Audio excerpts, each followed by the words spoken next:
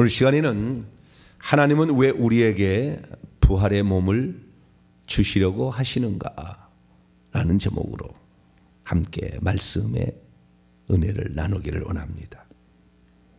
한 번도 해보지 않는 설교고 어디에서도 들어보기 어려운 설교죠. 왜 하나님은 우리에게 부활의 몸을 주시려고 하실까? 어제가 부활절이었기 때문에 부활절 예배를 드렸습니다. 식사하면서 이러한 말씀을 어떻게 목사님은 아셨나요? 식사하신 분이 저에게 그렇게 물어보더라고요. 부활체의 영광에 대해서 제가 말씀을 드렸는데, 그래서 그러고 보니까 그 질문을 듣고 보니까 우리가 알고 있는, 지금 듣고 있는 이런 말씀들을 과거에는 들어보지 못했고 지금도 거의 못 들어볼 거예요. 저도 어제 부활절 연합 예배를 다녀오고 또 다른 분들의 설교를 이렇게 쭉 유튜브 보면 쭉쭉 뜨잖아요. 이제 부활절 연합 예배 드린 거 자 이렇게 쭉쭉 이렇게 보는데 대부분 부활의 확실성, 부활이 확실하니까 우리의 믿음이 흔들리지 말고 부활을 믿고 어렵고 힘들더라도 이 부활을 믿고 잘 견디면 부활의 영광에 이른다. 그렇게 얘기를 했죠. 근데 여러분, 부활을 그래서 믿어야 된다는 거잖아요. 그 말은 결국에 우리가 부활을 믿어야 현재의 수고와 애씀과 고난과 핍박이 의미가 있는 것이다 라는 거잖아요. 그럼 믿으라 그 말은 곧 믿지 않는 사람이 있다라는 것이고, 믿을 수가 없는데 우리는 믿어야 되는 사람이다 라는 그런 뜻이잖아요. 근데 저는 이제 어제 그 말씀을 증언할 때 부활의 영광체의 그 모습을 이렇게 제가 설명을 해드렸는데요. 그러니까 부활을 믿으라 그렇게 말하지 말고요, 부활체의 영광이 얼마나 영광스러운지 그 실상을 들려주면 부활의 소망을 그냥 바로 갖는 거잖아요. 그죠? 뭐 저야 그런 신앙을 저는 가질 수 없어요. 저는 그런 가질 수는 없으나 부활 연합 예배를 드리게 되면, 교회에서 드리게 되면 지역 인사들을 초청해요. 그래서 인사를 시켜요. 기본적으로 뭐 시장, 국회의원 뭐 이런 사람들 있지 않습니까? 시의원 뭐 이런 사람들을 소개를 해야 된다 그 말이죠. 그런데 그런 사람들을 강대상에 세우는 거 저는 개인적으로 절대 반대입니다. 얼마나 악한 영이 거기다가 씨를 뿌려놓고 가겠어요. 더럽혀지기 때문에 저는 알기 때문에 절대 반대지만, 또 부활절 연합예배를 드리는데 그런 사람들이 안 오면 또 안 되잖아요. 참 난처하겠어요. 저는 저희 교회에서 연합예배 안 할 거예요. 제가 살아있는 한은. 강대성이 얼마나 이게 얼마나 여기도 악한 영이 많은 줄 아세요? 그런데 여기에 불신자를 세운다? 불가능한 일이죠. 근데 어제 얘기를 들어보니까 불신자는 부활을 안 믿는구나. 어제 내가 처음 들었어요. 불신자는 부활을 안 믿는다고 하더라고요. 축사로 왔지만 부활을 믿지 않는다. 그렇구나. 그거 안 믿는 거구나. 저는 거기에 대해서 안 믿는다고 난 한 번도 생각을 해본 적도 없고, 물론 안 믿겠지라고 얘기를 했지만 그렇구나라는 사실을 알게 됐어요. 그런데 이 강사로 오신 그 목사님은 총장이셨거든요. 신학교, 우리나라 그래도 거물급의 신학교 총장이 오셨는데 그 총장은 부활을 믿더라고요. 설교를 들어보니까 부활을 믿어요. 그래서 부활의 확실성에 관한 그런 설교를 하셨어요. 그런데 사례를 드는데 어디 나라라고 얘기를 안 했는 것 같지만 좌우지간 그 학교 신학교 교수는 나는 부활을 안 믿는다 그런다는 거예요. 신학교 교수가. 여러분, 신학교 교수 되도록 되지 마세요. 신학교 교수하면 대부분 안 믿는 대로 가요. 우리나라는 덜 그렇지만 다른 나라들은 증명하기가 어렵기 때문에 그런 거예요. 그런 그런데 그런 사람들이 신학교를 한다 그 말이죠. 예. 그래서 저도 뭐 신학을 한 사람이자면 신학교 안 좋아합니다. 안 좋아해요. 저도 그럴 때 그런 말들을 제가 들어봤기 때문에 야, 여러분들은 교회에서 신앙생활 하시면 돼요. 할렐루야. 신학교에서 신학하려고 생각 말고 교회에서 신앙생활 해야 돼요. 그리고 확실하게 믿는 사람에게 말씀을 들으셔야 돼요. 그래야 된다라는 그런 의식이 아니라 그렇게 믿어야 된다라는 그 생각으로 말씀을 증언하는 것이 아니라 그게 아니라 진짜다.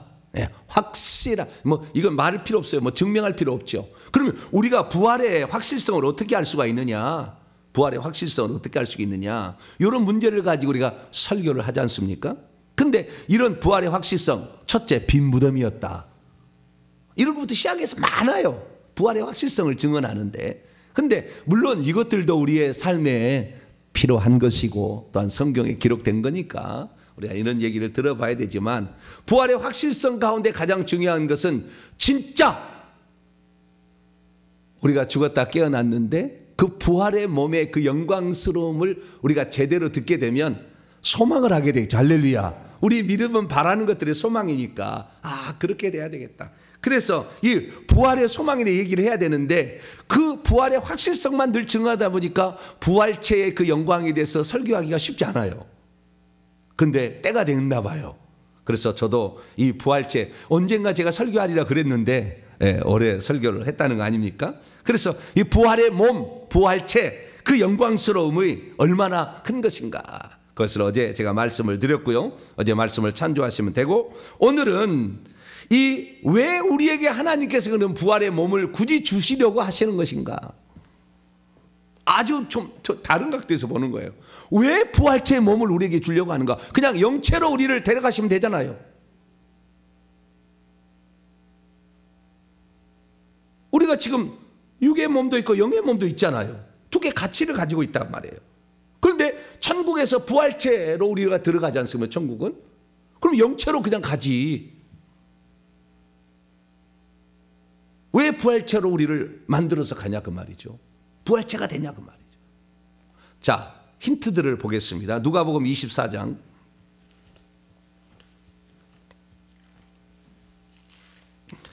누가복음 24장 39절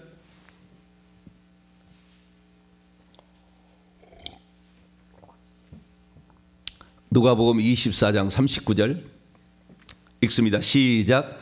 내 손과 발을 보고 나인 줄 알라. 또 나를 만져보라. 영은 살과 뼈가 없으되 너희 보는 바와 같이 나는 있느니라.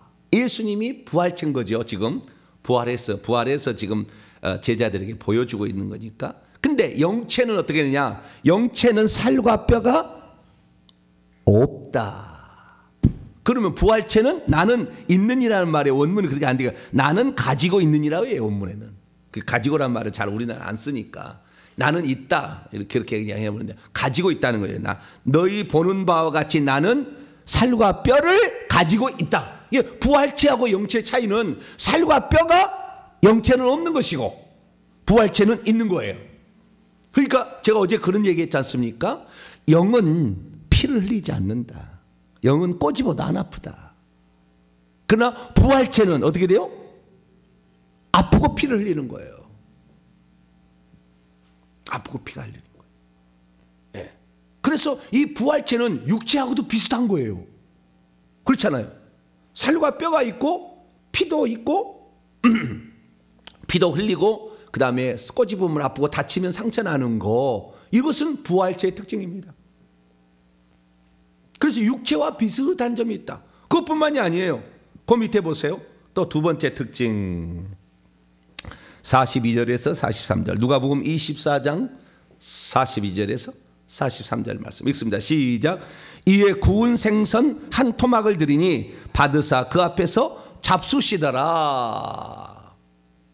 영체는 안 먹어도 되는 거지만 부활체는 안 먹어도 되겠지만 먹는 것 같습니다. 제가 최근에 이제 비로소 깨닫는 것인데요. 안 먹는다고 안 죽는 건 아니지만 부활체는 먹어야 살아요. 그래서 천국에서 우리가 먹을 생명과일, 생명과일을 먹어야 생명이 계속 유지되는 거죠. 생명수 마셔야 되죠. 생명이란 것이 계속 먹어야 생명이 유지되기 때문에.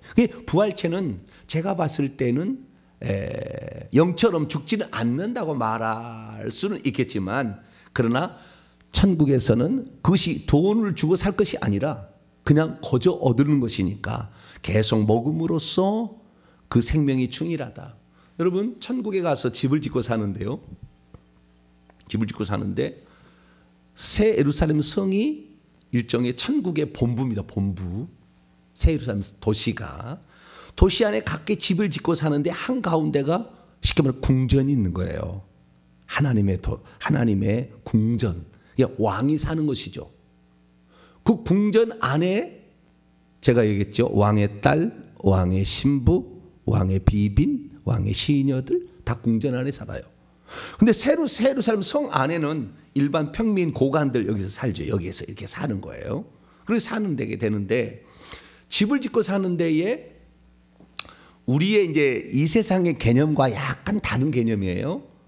그래서 궁전이라는 것이 눈에 보이는 게 있는가? 좌우지간 궁전이 있다고 분명히 천국에 간 사람 다 얘기합니다. 그러나 그 궁전에 경계가 있다는 얘기는 잘 못 들어봤어요. 영적 세계가 약간 다른가 봐요, 우리하고. 그런데 거기에 사는 사람들이 집을 짓고 사는데, 예를 들어서 바울이나 베드로나 다윗이나 모세는 바로 하나님 궁전, 하나님 보좌죠. 하나님 보좌가 천국의 중심인데 그 보좌 바로 옆에 있어요. 근데 천국의 집은 보좌로 올라갈수록 약간 산등성으로 올라가는 거예요. 보좌. 거기서부터 집을 짓고 아래로 이렇게 사는 거예요. 아래로 사는 것인데, 저 끄트머리 가게 되면 이제 성벽이죠. 성벽 가운데 사는데, 신비한 것은 이 하나님 보좌로부터 생명수가 흘러내려오는데, 천국에 우리가 집을, 이 사람이 구원을 받아가지고 생명책 이름이 기록되는 순간부터 천사가 집을 짓기 시작하는데, 집을 어떻게 짓느냐? 천사들이 와서요, 땅을 파요. 그래서 돌멩이를 치웁니다. 천국에 돌멩이가 있어요. 돌멩이를 치워가지고 집의 경계를 먼저 딱 그어요. 집의 경계를 딱 긋고, 그 다음에 하는 일이 뭐냐면 거기에 생명수가 흘러들어오도록 도랑을 파요. 도랑을 파가지고 생명수가 흘러들어오도록 이렇게 합니다. 그래서 하나님 보좌 가까이 있는 사람들은 생명수가 많이 들어오고, 저 성벽 끄트머리, 예루살렘 성의 중심에 하나님 보좌로 봤을 때 동서남북의 끄트머리는 성벽 아니겠습니까? 그 성벽 근처는 물이 거의 안 와요. 천국에서의 영광의 크기는 결국에 우리가 이 고린도서 15장 40에서 41절 말씀 보면은 별들 중에서 희미한 별이 있고, 그 다음에 좀 밝은 별이 있고, 그 다음에 달이 있고 해가 있다는 것으로 영광의 크기를 사도 바울이 얘기를 하고 있는데, 이 영광의 크기는 생명수가 얼마나 많이 들어오느냐의 크기하고 비례해요. 똑같아요. 생명수가. 그 사람이 천국에서 영광스러운 빛이 엄청나게 나는데, 어떤 사람은 빛이 거의 안 나는 거죠. 다 빛이 납니다. 다 빛이 있어요. 모든 사람은요, 부활체는 영광이 있다는 걸 아셔야 돼요. 자, 히브리서 1장을 열어봐요.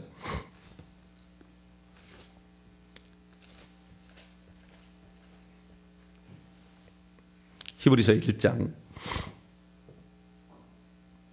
3절입니다. 3절을 위해서 1절부터 히브리서 1장 1절에서 3절까지 읽어봅니다. 시작.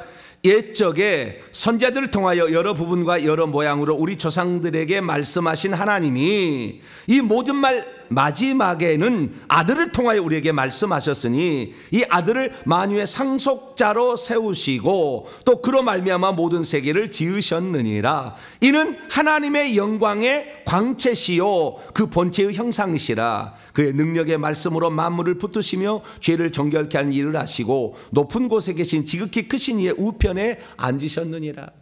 여기 보니까 3절에 이는 예수님은, 그분은 하나님의 영광의 광채시다. 빛이 나는 거예요. 부활체는 빛이 납니다. 여러분 놀라지 마십시오. 아담은 빛이 났어요. 타락하기 전에 거의 하나님과 비슷했어요. 그러니까 영에 의해서 육체가 지배당하는 상태. 아담이 타락하기 전에는. 아담이 타락 후에는 육체에 의해서 영이 덮여버린 상태. 그래서 부활체는 영체가 육체를 이기고 움직이는 거예요. 예를 들어서 베드로가 물 위를 걸어갔잖아요. 그 영체가 육체를 이기고 갖고 가는 거예요. 지금 마태복음 14장에 영체가, 사람 영체가 있는데 그 영체가 육체를 이기고 갖고 가는 거예요. 그게 물 위로 걸어가는 거예요. 사도행전 8장에 보게 되면 빌립이 성령의 지시를 따라 가사로 가는 길에 에디오피아 내시를 전도하라는 성령의 음성을 따라서 전도하고 세례를 주게 되자 하나님께서 순간적으로 이 빌립 집사를 탁 옮겨요. 가자에서 아소도라고 돼 있죠. 구약에는 아스돗이고 여기 신약은 아소도라고 돼 있는데 그 29km 됩니다. 29km. 29km를 순간 이동했어요. 그건 영이 육체를 이렇게 움직일 수 있는 상태. 그러니까 아담이 타락하기 전의 상태로 이렇게 나타난 거예요. 근데 지금은 죄가 너무 많아가지고 귀신들이 이 육체 속에 있어가지고 이 귀신들이 우리를 지배하니까 이걸 우리 몸을 잘 못 움직여요. 못 움직여. 죄가 없고 정말 성령이 충만하면 샥 이렇게 움직일 수가 있는데 이게 불가능해요. 그러니까 아담은 영이 육체를 지배하고 있었어요. 그래서 순간적으로 이동도 자유스러운 어떤 그런 상태로 아담은 존재하고 있었죠. 예수님도 마찬가지로 영이 육체를 지배하고 있는 상태이기 때문에 물 위로 걸어가는 거예요. 걸어가고 싶으면 걸어가는 거죠. 근데 오늘 우리가 이 죄가 너무 많아서 우리 육체 속에 뱀들이 너무 많기 때문에 이게 이동이 자유롭지 않아요. 이게 뱀들이 거부한가 봐요. 잘 안 되는가 봐요. 근데 부활체라는 건 뭐냐? 이 부활체라는 것은 죄가 하나도 없고 귀신이 단 한 마리도 없는 상태잖아요. 얼마나 영광스럽고 얼마나 순간이동이 자유롭겠어요. 육체를 지녀도 베드로는 물 위로 가고 빌립 집사는 순간이동을 했는데 우리 안에 악한 영이 하나도 없고 죄가 하나도 없는 그 상태가 천국 아닙니까? 그 천국에서 우리가 가지고 있는 몸이 부활체 아닙니까? 그러니까 그 부활체는 얼마나 자유롭겠냐고요. 여러분 그날을 상상하시기 바랍니다. 할렐루야. 내가 주님 앞에 서고 싶다 그러면 탁 있어요. 주님 앞에. 순간 이동되는 거예요. 그리고 그 다음에 아담이 타락하기 전에는요, 창세기 그 2장에 보게 되면 하나님께서 에덴 동산을 창설하시고 여섯째 날 인간을 지으신 다음에 에덴 동산 창설 거기다가 또 식물을 만들고 다 만들지 않습니까? 동물들을 데리고 오니까 짐승이와 새와 뭐 이런 것들 동물들을 데리니까 각기 부른 것이 이름이 되었다 하잖아요. 얼마나 지혜스러운지 상상을 초월한. 그러니까 인간은 일생에 살면서 2%도 못 쓴대요. 이 뇌를. 여러분들 성령 충만하시면은요 2%에다가 1%만 뛰어나도 천재라는 말을 들어요. 네. 그 지혜로운 게 되는 게 그런데 그때 무슨 일이 있었느냐? 아주 중요한 일이 있었어요. 자, 타락이 전의 상태예요. 지금 아담이 영에 의해서 육체가 지배되는 상태. 이것이 아직 부활체도 아닌데도. 근데 그 모습이 아담이 타락하기 전의 상태가 부활체하고 비슷한 거예요. 근데 부활체는 이 땅의 육체보다 훨씬 육체와 영체를 지녔던 아담 타락하기 전의 상태가 훨씬 뛰어나다. 네, 그걸 지금 제가 말씀드리고 있는 거예요. 자, 창세기 3장을 봅시다. 창세기 3장.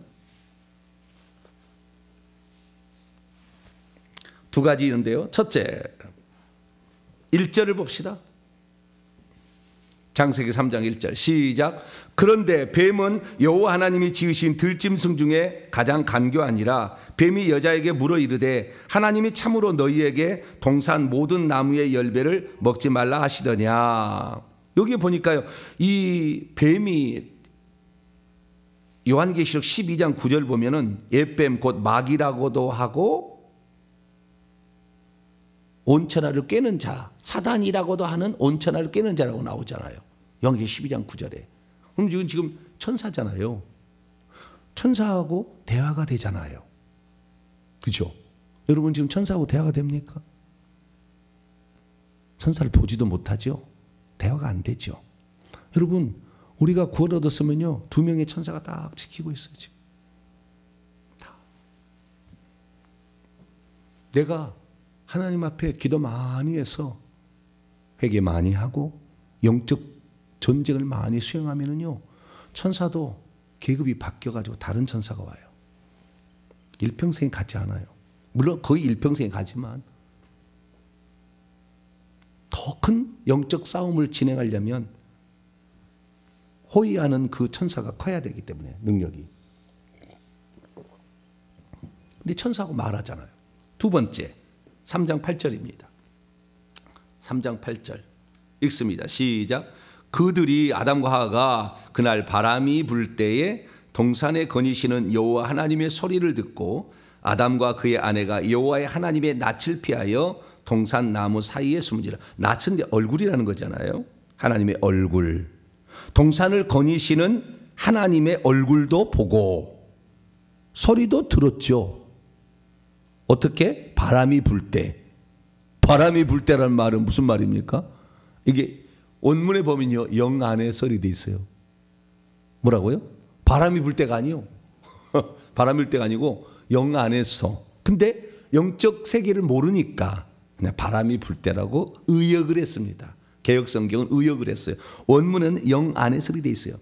그들이 그날 영 안에서 영으로 하나님의 얼굴도 배웠고 하나님의 목소리도 들었다. 이렇게 있다고요. 그러니까 이것이 바로 타락하기 전에 영의 상태인데 이것보다 훨씬 뛰어난 상태가 부활체다라고 사도 바울이 일러줬어요. 자, 오늘 본 말씀 고린도 15장. 그러니 얼마나 뛰어나겠어요. 그죠? 야, 참. 오늘 그래서요, 우리가 예수 그리스도를 믿으면서 온전히 주님과 하나가 되어버리고요, 죄를 깨끗하게 씻어서 내 몸에 악한 영이 없으면은 미국에 있는 우리 자식을 눈으로 척팍 볼 수 있어요. 영으로. 뭐 하고 있는가 착 그냥 보여버립니다. 우리가 지금 그런 얘기를 한 번도 들어본 적도 없고 그런 사람이 있다는 것도 모르니까 그냥 부활을 믿으시오. 부활을 믿으라 한다고 믿겠냐고요. 믿어지는 겁니다. 그냥 이것은 그냥 알아지는 것이고 영의 세계에 들어가서 그냥 이 생명이 들어오면은 생명의 성령이 들어오면 그냥 알아져 버리는 것이고 믿어져 버리는 것이지 이걸 믿으려고 노력해 믿어야 되겠다 막 작정 그런다고 해서 될 일이 아니요. 그냥 예. 우리는 예수 그리스도를 믿고 성령을 받으면 믿어지는 겁니다. 할렐루야. 예. 자, 그러면은 이 부활체의 영광이 어떠냐? 자, 아담의 상태를 보게 된다고 한다면 첫째 아담과 둘째 아담, 마지막 아담 45절을 보면 첫째 아담과 둘째 아담을 비교를 해놨어요. 46절 보니까 이 47절 보니까 첫사람 아담은 땅에서 났으니 흙에 속한 자이지만 둘째 사람이자 마지막 아담은 하늘에서 오셨다 이거죠. 우리는 그래서 48절에 흙에 속한 자로서 첫째 아담의 같이 육체와 영을 같이 가지고 있지만 하늘에 속한 자, 저분은 부활체가 뭔지를 다 아시는 거잖아요. 하나님이시니까. 그걸 가지고 이 땅에 오셨다는 거예요. 그래서 이 둘을 비교를 해놨으니 42절에 보니까 죽은 자의 부활도 그와 같으니 네 가지 차이가 있다는 겁니다. 네 가지. 첫째, 육체를 가지고 있는 우리 인간, 육체와 영혼이 함께 있지만 이 육체는 썩을 것이지만 부활체는 썩지 않는다는 거예요. 그 영체하고 비슷하죠. 두 번째, 욕된 것이라는 것은 비천하다는 거예요. 추하고 비천한 것으로 뿌리지만 심고 씨 뿌리지만 영광 안에서 일으켜진다. 여기에 영광스러운 것으로 아니라 영광 안에서 다시 살아난다는 말도 아니고 원문은 에게이로 일으켜진다라고 되어 있습니다. 그래서 42절 보면 썩을 것 안에서 뿌려진다. 그러나 그것은 썩지 아니함 안에서 일으켜진다. 43절 그것은 비천함 안에서 뿌려진다. 씨 뿌려진다. 그러나 영광 안에서 일으켜진다. 그리고 약한 것 안에서 뿌려지지만 능력 안에서 그것이 일으켜진다. 여기에 강한 것이 아니라 강한 것이라는 표현은 잘못된 거예요. 능력 안에서. 그래서 우리가 영체도 능력이 있잖아요. 영체가 육체를 지배해서 무리를 걸어올 수 있잖아요. 그런데 여기에요. 능력 안에서 일으켜진다. 그러니까 천사들은 능력을 가진 존재예요. 시편 103편 20절 이하를 보면 능력이 있어 여호와의 말씀을 이루며 이 말씀의 소리를 듣는 너희 천사여 여호와를 송축하라. 능력이 있거든요. 그런데 우리가 부활체는요 능력 있는 존재로 바뀌어버려요. 우리는 지금 능력이 별로 없잖아요. 근데 그 영체를 가지고 있는 사람들도 이 능력을 가지고 있어서 엘리사 같은 경우는 도단성에 이 자기를 붙잡은 아람 군대를 순간에 눈을 벌어버리잖아요. 눈을 못 봐. 다시 눈을 열으니까 사마리 한가운데 있어. 이게 어찌된 일이냐. 이게 사람이 영체를 가지고 있어도 어마어마한 능력을 행사할 수가 있는데 부활체는 어마어마한 능력을 갖게 된다. 할렐루야. 그래서 내가 원하고 바라는 것을 실행할 수 있는 능력이 있는 거예요. 알매의 능력도 대단한 것이고 실현하는 능력도 대단한 거죠. 그래서 알매의 감각과 능력의 감각이 온전히 회복된 것이 부활체예요. 근데 영체도 비슷하게 있는 거예요. 우리 가지고 있는 거예요. 그래서 오늘 우리가 예수 그리스도를 믿고 온전히 성령에 사로잡힌 바 되면 어떻게 되느냐? 이 알매에 있어서도 제가 이렇게 얘기하는 것이요 알아지는 거예요. 영적인 세계가 알아지는 거라. 이걸 뭐 탐구해가지고 될 것도 아니고 알아지는 그게 있어요. 알아지는 게 있어요. 그 다음에 능력도 나타나는 거예요. 그 사람을 보면 과거가 보이고 미래가 보이죠. 알아지는 거예요. 이렇게 그 능력들이 있는 거죠. 그래서 우리에게 있어서요 하나님께서 너희들이 부활체가 되면 어떠한 영광에 이를 것인가에 대해서 사도 바울이 에베소 1장에도 얘기를 해놨어요. 자, 에베소 1장 가봐요. 오늘 서론하다가 끝나겠네. 그래도 우리가 많은 교정을 많이 해야 되니까 또 내일 계속 하십시다. 자, 에베소서 1장.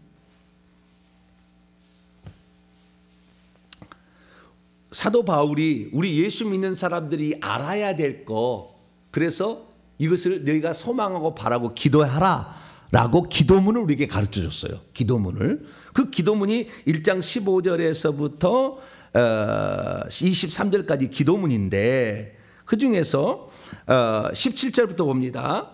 16절 기도할 때에 어떤 기도했느냐. 17절 보니까 우리 주 예수 그리스도의 하나님 영광의 아버지께서 첫째는 지혜와 계시의 영을 너희에게 주셔서 그분의 완전한 지식 안에 들어가라.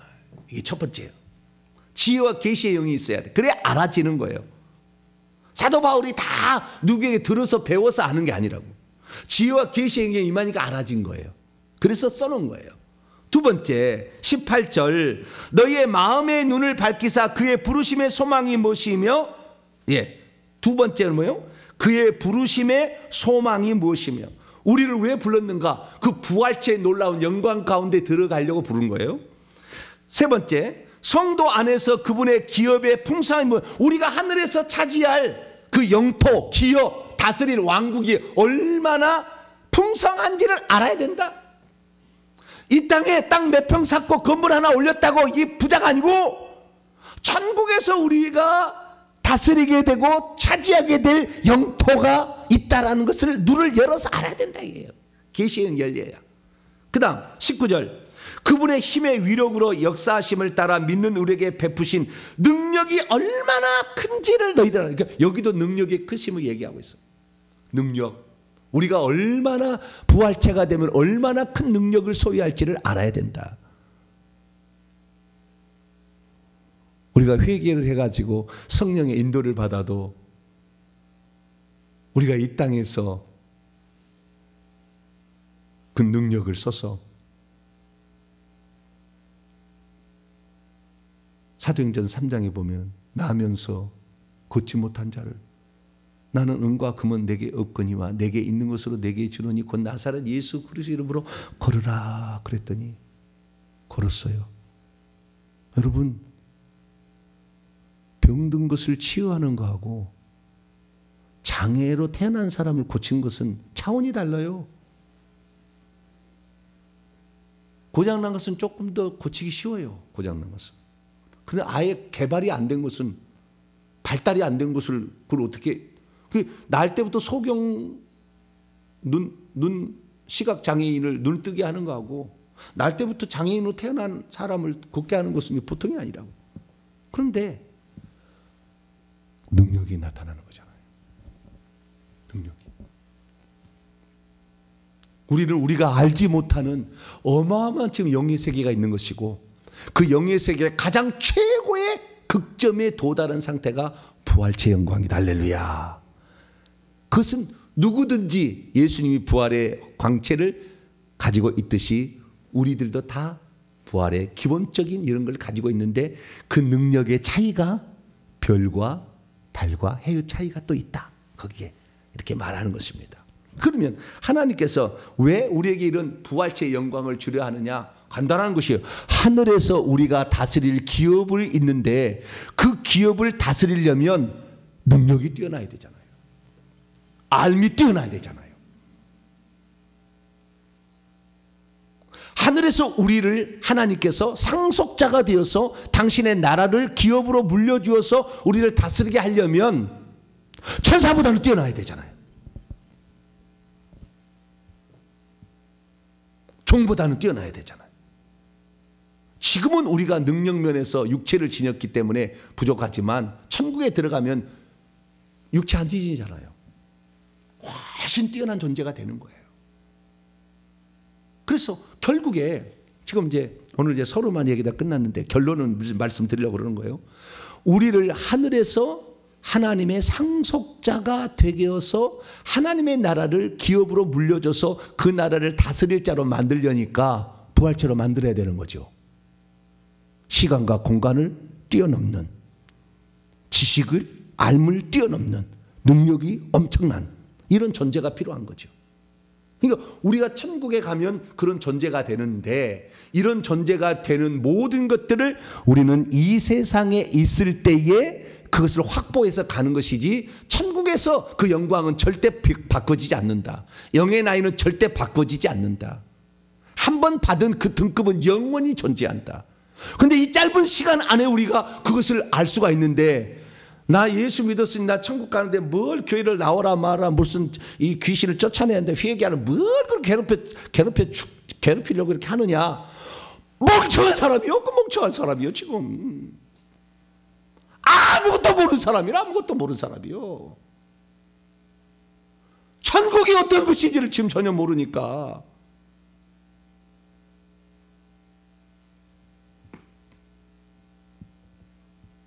그렇게 일평생 살다 가는 거예요. 인간인들이. 꼭 이런 거죠. 엠마오로 가는 두 제자가 예수님을 못 알아봐. 부활의 영광체를 못 알아봐. 떡을 떼어줘서 어느 순간에 딱 알아보잖아요.